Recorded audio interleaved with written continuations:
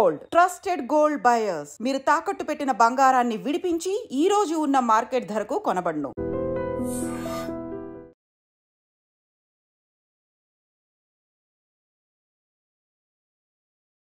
నమస్తే, welcome to I dream.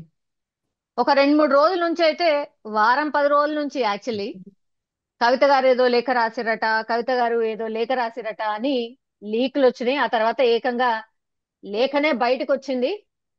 First ఒక media దాన్ని ప్రచారం చేసింది. ఆ తర్వాత మిగతా మీడియా వాళ్ళు కూడా వాటిని ప్రచారం చేసిండ్రు అనేది పెద్ద ఎత్తున చర్చ ఒకటి.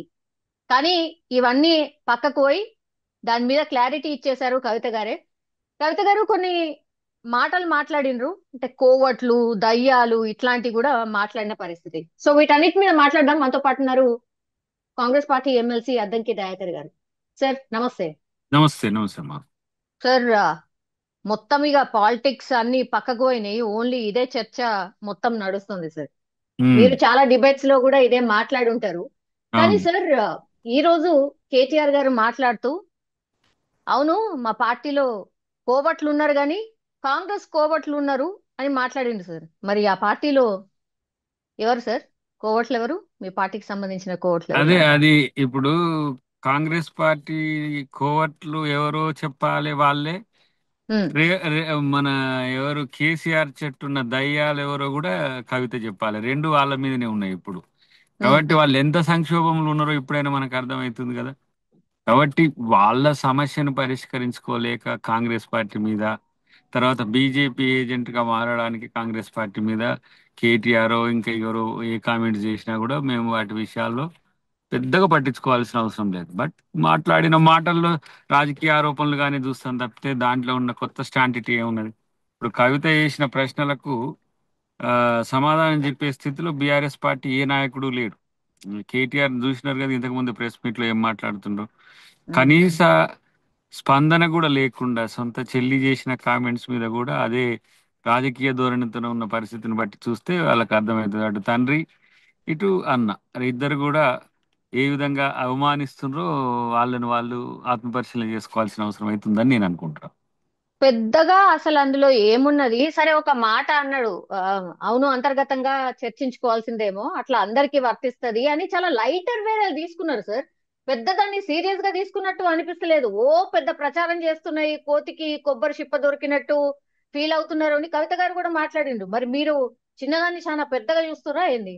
మరి దయ్యం అంటే చిన్నదని అంటే మరి నాకు తెలియదమ్మా. దానికైతే అందరం భయపడతాం. మరి దయ్యం అనే పదం కూడా చిన్న పదమే అనుకుంటే అది వాళ్ళ ఆత్మ పరిశీలన చేసుకోవాల్సిన పదం. మేమేం అనలేదే. ఇప్పటి వరకు ఎవరిని మేము టీఆర్ఎస్ వాళ్ళని దయ్యాలి ఇల్లు అని మేము అనలే. వాళ్ళ సొంత చెల్లె అన్నది. మరి కేటీఆర్ దానికి సమాధానం చిన్న సమస్య అని అనుకుంటే అది టీ కప్ లో తుఫాన్ అని వాళ్ళు అనుకుంటుండ్రు. అది ఆ, బంగాళాఖాతంలో వచ్చిన తుఫాన్ గా మారేటట్టు ఉందని మనకు అర్థమవుతున్నది. కాబట్టి ఎవరైనా ఎప్పుడైనా టీఆర్ఎస్ పార్టీ 25 సంవత్సరాల అట్లా కేసీఆర్ ను కోట్ చేస్తూ చేసిన దాఖలాలు ఉన్నాయా? కాబట్టి వాళ్ళని వాళ్ళు సముదాయించుకునే పనిలా డిబాకిల్ని తట్టుకోవాలంటే అంత సింపుల్ కాదు. అందుకని ఆ ఫ్రస్ట్రేషన్ నుంచి కొంచెం బయటపడడానికి ప్రయత్నం జరుగుతున్నట్టుగా అనిపిస్తున్నా కూడా ఇప్పట్లప్పట్లో ఇదేంది మన సీరియల్ వెబ్ సిరీస్ లెక్కనే నడిచేట్టుంది మొత్తానికి. ఇదైతే ఇప్పటికి సశేషంగానే ఉంది కదా. దయ్యాల పేర్లు చెప్తే ఓ పని అయిపోవు. ఆ దయ్యాల పేర్లు చెప్పకపోవడం వల్ల ఇప్పుడు వీళ్ళకి దయ్యం పట్టింది. అది అంటే జస్ట్ ఒక ఎపిసోడ్ మాత్రమే అయ్యిందా? ఇంకా ఇంకా ఎపిసోడ్స్ చాలా ఉన్నాయా సార్? ఇప్పట్లేం వదిలిపెట్టేటట్టు ఏం లేదు. ఇక ఈ పరిస్థితి మనం ఏంది కొంత చెప్పినా కదా, అదే డైలీ సీరియల్ మాదిరిగా మొగులి రేకులు లేకపోతే వెనకటి కొన్ని ఋతురాగాలు లాంటి సీరియల్లు సంవత్సరాల పాటు సాగినట్టుగా వీళ్ళది అట్నే సాగేటట్టుగానే కనబడుతుంది. వాళ్ళు ఉమ్. వాళ్ళు కొట్టుకుంటారు, మన మీద వేస్తారు. ఇది ఎక్కడ మీడియా అని కూడా అంటుండ్రు వాళ్ళు. మీరు ఏం చూపించాలనో ఏం చూపించదో తెలుస్తలేదని చెప్పి కేటీఆర్ మీడియాని కూడా డిక్టేట్ చేసే కాడికి వచ్చిండు. సో కొంచెం ఆ ఫ్రస్ట్రేషన్ తాలూకు ఉంటుంది. కాబట్టి కాంగ్రెస్ పార్టీ కొంచెం సంయమనంతోనే ఉంటుంది. అయినా మనకు సంబంధించిన అంశం కాదు, అది పార్టీ అంతర్గత అంశం. వాళ్ళు తొందరగా సర్దుకొని వచ్చి మళ్ళీ ప్రజల కోసం పోరాడండి. మీ కొరకు కొట్టాడుకోకూరు. మీ కొరకు కొట్టాడితే మీ పరువే పోతుంది. కాబట్టి యా, ప్రజల కోసం ఉన్న పార్టీ అది. యా. సో సార్, అంటే ఇంకో చర్చ ఏం నడుస్తుందంటే కొత్త పార్టీ వస్తది అనేది కూడా ఒక చర్చ నడుస్తుంది. కవిత గారే కొత్త పార్టీ పెడతారు, అందుకే తెలంగాణ జాగృతి కింద ఇవన్నీ కార్యక్రమాలు చేస్తున్నారు అనేది కూడా మీరే మాట్లాడిండ్రు అనుకోండి. నిజంగా ఆ పరిస్థితి ఉందా? కొత్త పార్టీ వస్తది అని అంటే రావచ్చు అనే సంకేతాలు కనబడుతున్నా, వస్తేంది రాకపోతేంది ఇప్పుడు వాళ్ళు మాత్రం విడిపోతున్నారు అనేది ఒకటి స్పష్టం. అది దాన్ని దాచడానికి ప్రయత్నం చేసిండ్రు. ఎప్పుడు ఉమ్, కాంగ్రెస్ పార్టీల కొట్లాటలు ఉంటాయని చెప్పి ప్రయత్నం చేసిందంటే ఇప్పుడు వాళ్ళ కొట్లాటలకు ఏం సమాధానం చెప్పాలి? వాళ్ళప్పుడు మా మధ్యన ఏమైనా అవి ఇవి అంతరాలు ఉన్నా, కొట్లాటలు ఉన్నా సంకలు గుద్దుకునేటోళ్ళు. మరి మీ దాంట్లో లేవా పార్టీలు అన్నప్పుడు ఇవన్నీ ఉంటాయి. ఇంతకు ముందు అన్నట్టుగా కోవట్లు మరి మీరే గతంలో కోవర్ట్ ఆపరేషన్స్ చేసిండ్రనే వినికిడి ఉన్నది. ఇప్పుడు మీ దాంట్లో ఎవరు కోవర్ట్లు చేసిండ్రో వాళ్ళని కూడా చెప్తే మేము కూడా ఏమంటాం, జాగ్రత్తగా ఉంటాం, అట్లా చేయకండి చెప్పని చెప్పి ఎవరైనా చెప్పడానికి అవకాశం ఉంటుంది.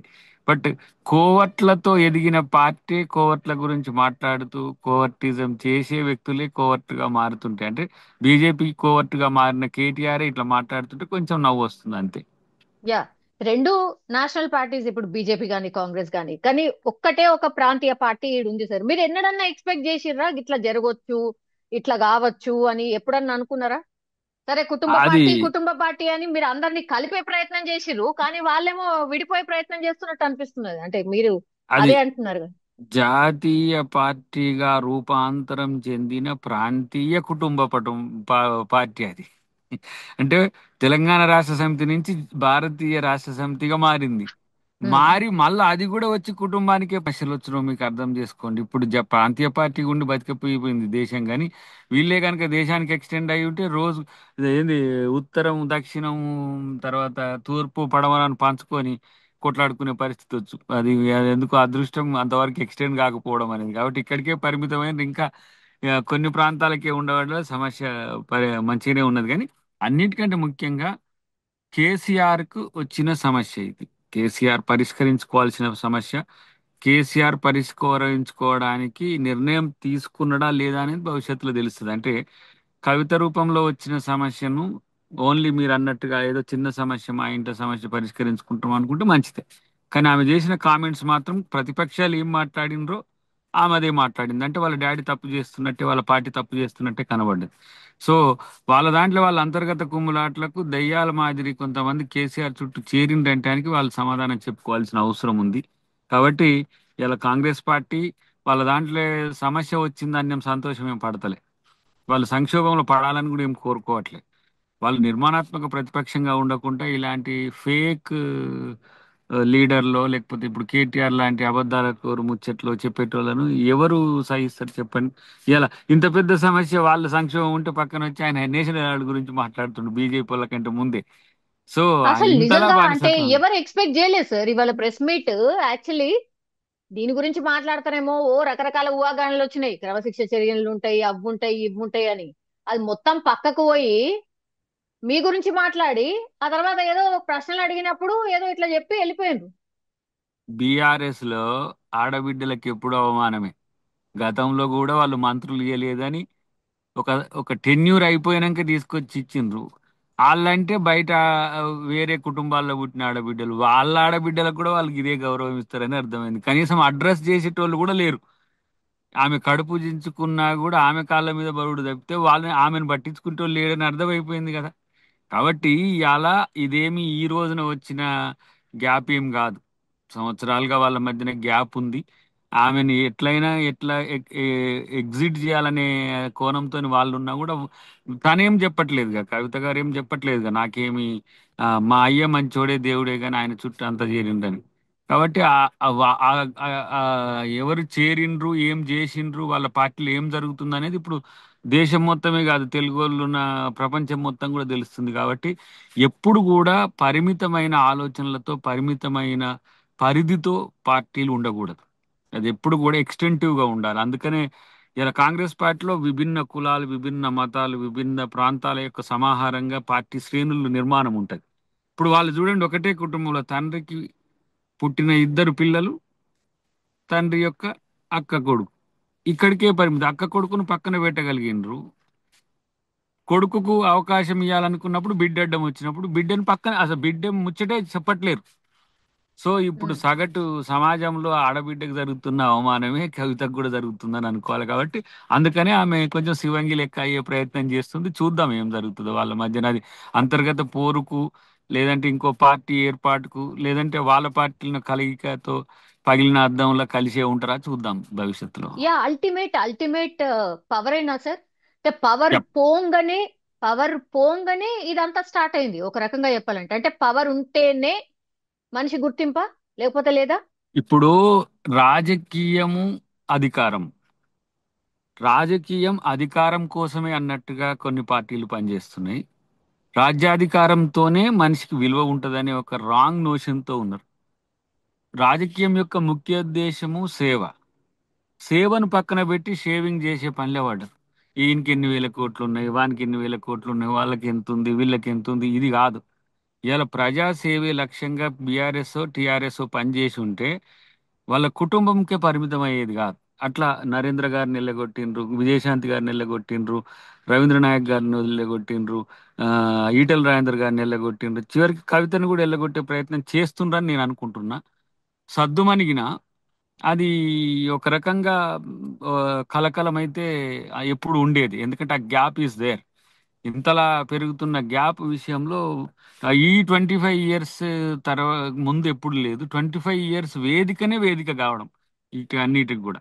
సో ఇప్పుడు మనం మాట్లాడితే అవుట్ సైడర్ గా ఉంటుంది మనం, ఎందుకంటే కాంగ్రెస్ పార్టీకి ఏం సంబంధం, కాంగ్రెస్ పార్టీ మేము మేము కొట్లాడుకుంటే ఏందని కూడా వాళ్ళు అనొచ్చు కాక. కానీ మీరు సరిగ్గా లేరని చెప్పడానికి ఇది. ఇప్పుడు వాళ్ళు ముగ్గురు పరుగు పందెం పెట్టినట్టు ఉండేది మాకు, లేకపోతే వక్తృత్వ పోటీలు పెట్టినట్టు ఉండేది. కాంగ్రెస్ తిడటానికి ఈయన ఒక మీడియా, ఆయన ఒక మీడియా, ఈయన ప్రెస్ మీట్ పెట్టగానే ఆయన ప్రెస్ మీట్ పెట్టే ఈమె, ఈ ఉమ్. వీరు ముఖ్యమంత్రి, వారు ముఖ్యమంత్రి, ముగ్గురు ముఖ్యమంత్రులు. అప్పుడే కేసీఆర్ ఉన్నప్పుడే నలుగురు ముఖ్యమంత్రులు, ఇంకో కనబడని ముఖ్యమంత్రి ఇంకొక ఆయన ఉండే. ఇప్పుడు ఈ ముఖ్యమంత్రుల వెళ్ళి పట్టించుకోకని తెలంగాణ ప్రజలు కాంగ్రెస్ కి అధికారం ఇచ్చిండ్రు కాబట్టి మళ్ళీ వీళ్ళని ఏదో కోరుకుంటారు. ఏదో కాంగ్రెస్ పార్టీ తర్వాత కాకపోతే మాకే వస్తుంది, దాంట్లో నా వాటా ఏంది, నేనేడని ఈ పంపకాలలో కుటుంబ పంచాయతీలుగా మారిపోయింది పార్టీ. కాబట్టి కుచించుకొని కుటుంబానికే పరిమితమైన పార్టీలో కూడా పెద్ద ఎత్తున కల్లోలం జరుగుతున్నది. అది సంక్షోభం దిశగా పోతుందా లేదా అనే విషయం పక్కన పెడితే, సంక్షోభం జరగకుండానే మీరు మంచిగా ప్రజాస్వామ్యయుతంగా స్పందించమని వాళ్ళకి హితవు చెప్తున్నా. సార్, ఇట్లాంటి సిచ్యువేషన్ అసలు ఊహించుండరు కదా కేసీఆర్ గారు కూడా. ఇట్లాంటి పరిస్థితి వస్తుందని మేబీ నిజంగా ఊహించుంటారా? నేను అనుకుంటున్నా, మ్, మొదటి నుంచి ఎవరు అల్లుని రూపంలోనో కవిత కూతురు రూపంలోనే వస్తది, కానీ మేనేజ్ చేసుకుంటాడు after KCR, there may be a chance అనుకున్నారు అందరూ. కానీ బిఫోర్ కేసీఆర్ అంటే కేసీఆర్ ముందే ఇదంతా రావడం అనేది మాత్రం ఆయనకు ఒక ఇంత సమస్య. ఈ ఉమ్. ఇంత రాజనీతిజ్ఞుడైన కుటుంబం విషయంలో, బంధాల విషయంలో డెఫినెట్లీ ఆశ్రిత పక్షపాతము, బంధుప్రీతో, రక్త సంబంధము పని చేస్తుందా లేదా. అల్టిమేట్ గా పవరే నా సార్ అన్నారు కదా, అల్టిమేట్ గా పవరా, అల్టిమేట్ గా పార్టీనా, అల్టిమేట్ గా ప్రజల, ఇది తేల్చుకోవాల్సింది బీజేపీ. ఈ కాంగ్రెస్ పార్టీ ఇట్లాంటి ఒడిదొడుకుల చరిత్రలో ఎన్నో చూసింది. అల్టిమేట్ గా ప్రజల కోసం ఉన్నది కాబట్టే ఇప్పటికి కూడా 145 సంవత్సరాల నుంచి ఆ పార్టీ కొనసాగుతున్నది. వాళ్ళతో పోటీ పెట్టుకుంటారు వీళ్ళు. అరే పక్క కుటుంబంలో మీ కులం వాళ్ళకు కూడా మీరు ఇంకో ఆ, ముఖ్యమైన పదవి లేరు. ఇంకో కులానికి సంబంధించి ఎస్సీకో, ఎస్టీకో, బీసీకో, మైనారిటీకో, మహిళకో కూడా మీరు ఇవ్వలేరు. ఇంకా మీ పార్టీ ఎవరి కోసం, ఎందుకోసం అని మీరు ఒకసారి క్వశ్చన్ మార్క్ వేసుకోండి. ఈ పార్టీలో, ఇట్లాంటి పార్టీల వల్ల అదేంటి రాష్ట్రానికో, ప్రాంతానికో, దేశానికో ఏముంటది. కాబట్టి ఇలాంటి పార్టీల యొక్క మనుగడ చాలా పరిమితంగా ఉంటది. చాలా కాలం బిజు పట్నాయక్ గారి యొక్క సంతానం ఇప్పుడు నవీన్ పట్నాయక్ గారితో ఇప్పుడు అంటే కొలాప్స్ ఏం కాలే, అధికారం పోయింది. అది ఇప్పుడు శిబు సోరెన్ కొడుకు హేమంత్ సోరెన్ డెమోక్రటిక్ గా నడుపుకోగలుగుతున్నాడు. ఇక్కడ శరద్ పవార్ వల్ల వాళ్ళ కుటుంబాల్లో ఇదే పంచాయతీ వచ్చింది. అటు అక్కడ కూడా ఏది ఆంధ్రప్రదేశ్ లో కూడా వచ్చింది. కాబట్టి కుటుంబాలకు పరిమితం కాకుండా ఉండాలంటే, దాన్ని ఎక్స్టెండ్ చేయాలంటే కాంగ్రెస్ మోడల్ మీరు చూడండి. ఇలా దళితులను ఒక మేము ఏఐసిసి ప్రెసిడెంట్ గా చేసుకోగలిగినాం. వివిధ ప్రాంతాల్లో బీసీలను, ఎస్సీలను, ఎస్టీలను వాళ్ళను పిసిసి ప్రెసిడెంట్లుగా వేసుకున్నాం. ఇప్పుడు మనకాడ మహేష్ కుమార్ గౌడ్ గారిని వేసుకున్నట్టుగా అధికారం వచ్చినప్పుడు పంచాలి. కానీ వాళ్ళు తెలంగాణను కొంతమంది దొంగల గడిగా మార్చే ప్రయత్నం చేసిండ్రు. వాళ్ళతో కలిసి తెలంగాణను దోచుకోబట్టి ఇలా ప్రజలు వాళ్ళు ఓడగొట్టిండ్రు. ఓడగొట్టిన వాళ్ళు మళ్ళీ ఇంకో రూపంలో వస్తామని చెప్పి ఏం ముచ్చట్లు చెప్పినాక కాంగ్రెస్ అవినీతి గురించి మాట్లాడినా, రేవంత్ రెడ్డి గారి అవినీతి గురించి మాట్లాడినా ఎవరు పట్టించుకోరు వాళ్ళని. ఎందుకంటే వాళ్ళే లక్షల కోట్లు దోచి తెలంగాణని ఈ పరిస్థితికి తెచ్చి 7 లక్షల కోట్లు అప్పు చేసి ఏం చేసిన 1,40,000 కోట్లు అంటున్నారు. 42,000 కోట్ల రూపాయలు నీ వడ్డీకే సరిపోయినాయి. ఇలా అది కూడా తెలియని అజ్ఞానపూరితంగా మనోడు కేటీఆర్ మాట్లాడుతున్నాడు. మేము చేసిన విధ్వంసానికి కాంగ్రెస్ ఇంకెట్లా పరిపాలిస్తుంది అని చెప్పి ఆశ్చర్యపోయేది పోయి. ఎందుకంటే ప్రతి రోజు కూడా దినదిన గండంగా ఇలా ప్రభుత్వాన్ని నడపాల్సిన పరిస్థితికి తెచ్చింది మీరు కాదా? కాబట్టి ఇలా ఇలా బీజేపీతో మేము అంటగాగినట్టుంటే మాకు అరెస్టులు ఉండవు, మమ్మల్ని కాపాడుతుంది బీజేపీ అనే ఉద్దేశంతో బీజేపీ పాట కేటీఆర్ ఎత్తుకున్నాడు. ఎత్తుకో, ఎంతవరకు బీజేపీ కాపాడుతుందో. ఏం చేస్తుంది బీజేపీ? విషకవిలు పోతే మీరు అకాలీల నుంచి చూసుకుంటారా అండి, ఇక్కడ ఉన్న శివసేన నుంచి చూసుకురండి, బీఎస్పీని చూసుకురండి. ఏ ఏ రాష్ట్రంలో వాళ్ళు విషకవిల్లో వాళ్ళను ఆ, ఒత్తి చంపేసిండ్రో మీరు కూడా రేపు బీజేపీ విషకవిలికి పోయి వాళ్ళని సమర్థించండి. ఇప్పుడు మీ సిస్టర్ని లిక్కర్ కేసులో అరెస్ట్ చేసిండ్రు, రేపు మీ మీ మీ దాకా ఎందుకు రాదని అనుకుంటున్నారు? ఇవాళ రేవంత్ రెడ్డి గారిది ఏదో దాంట్లో పేరు ప్రస్తావన వచ్చిందని చెప్పి ఆయన పెద్ద బ్రహ్మాండం చేసి దానికి ఫ్రంట్ పేజీల న్యూస్ కొరకు ఆరాట పడుతున్నాడు కేటీఆర్. ఫస్ట్ నీ ఇంటి న్యూస్ చూసుకోండి. ఫస్ట్ ఇంట్లో ఏం జరుగుతుంది అనేది చూసుకుంటే మంచిదని మిత్రునికి హితవు. యా, ఏంటంటే సార్ ఇప్పుడు ఒక చర్చ ఇంకో చర్చ ఏం నడుస్తుందంటే అన్ని పార్టీలు గంతే ఉన్నాయి, ప్రజలు ఇంకో ఆల్టర్నేట్ కోసం చూస్తున్నారు కాబట్టి ఆల్టర్నేట్ వస్తే తప్పేంది, కవిత గారి రూపంలో వస్తే తప్పేంది అనేది కూడా ఒక చర్చ సార్. మేమేమో వద్దనమ్మా, మాకేం ప్రాబ్లం లేదు. మరి రమ్మనండి, ఎవరు వచ్చినా పెట్టుకోవచ్చు ప్రజాస్వామ్యంలో. అట్లా అనుకుంటే కాంగ్రెస్ పార్టీ ఇంకో పార్టీని బతకనిచ్చేదా? 55 సంవత్సరాలు మేము పుట్టినప్పుడు ఎవరు ఆనవాళ్ళు కూడా లేవు బీజేపీతో సాగితం. కానీ ప్రజాస్వామ్యంలో ప్రజల కోసం పార్టీలు రావడాన్ని ఆహ్వానిస్తాం. అవి ప్రజల కోసం పనిచేయాలి, వాళ్ళ కోసం పని చేసుకోవద్దు. కేసీఆర్ లాగా కేసీఆర్ కోసం, కేసీఆర్ కుటుంబం కోసమే ఉండకుండా ప్రజల కోసం ఉంటే మంచిదని మేము కోరుకుంటున్నాం. అంటే బిఎస్పీ నుంచి ఎట్లయితే ప్రవీణ్ గారు మధ్యలో వచ్చి కొన్ని ఓట్లను చీల్చిండ్రో, అంటే ఎక్స్పెక్ట్ చేసినంత చీల్చలేదు అనుకోండి, అట్లనే మళ్ళీ ఇంకో ప్రయత్నం జరుగుతుంది అనేది కూడా ఒక చర్చ సార్. ఎవరైనా పార్టీల ప్రజలు ఎవరు మంచి చేస్తారనే కోణమే చూస్తారు. మంచి చెయ్యని పార్టీ ఉంటే ఒకసారికి మోసపోతారేమో ప్రజలు, కానీ ఇంకోసారి మోసపోరు. అదే జరిగింది కేసీఆర్ విషయంలో.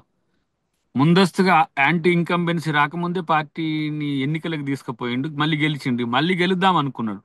ఎన్ని వేల కోట్లు పెట్టినా, ఎంత మందిని మార్చినా, ఏం చేసినా జనం నమ్మరు.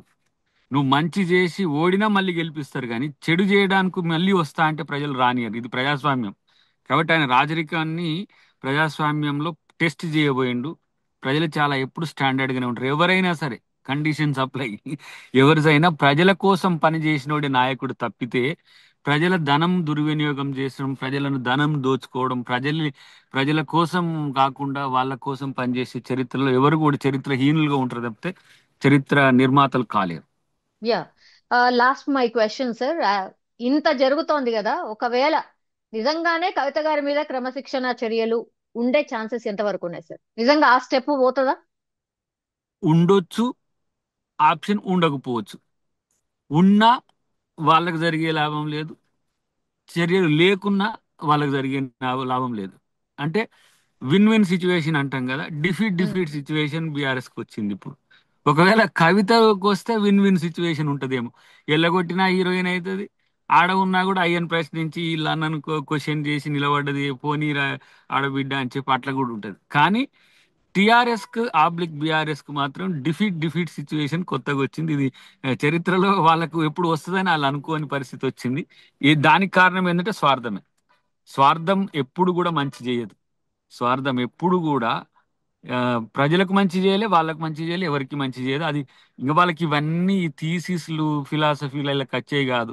ఒకటి అధికారం, 2 డబ్బు. అందుకే పరిమితమైన చాలా మంది వాళ్ళ నుంచి విడిపోయింది కూడా అందుకే. ఇప్పుడు రెండో నాయకుడిని ఎంచుకునే దగ్గర, రెండో అంటే ఆఫ్టర్ కేసీఆర్ ఎవరైనా ఎంచుకునే దగ్గర ఇంత పెద్దగా మేము అధికారంలో ఉన్నామన్న పార్టీ తడబడడం అనేది మాత్రం అది కాలం నిర్ణయించిన పరిస్థితి అని మాత్రం చెప్పగలం. Yes sir. Thank you sir. Thank you so much. Thank you.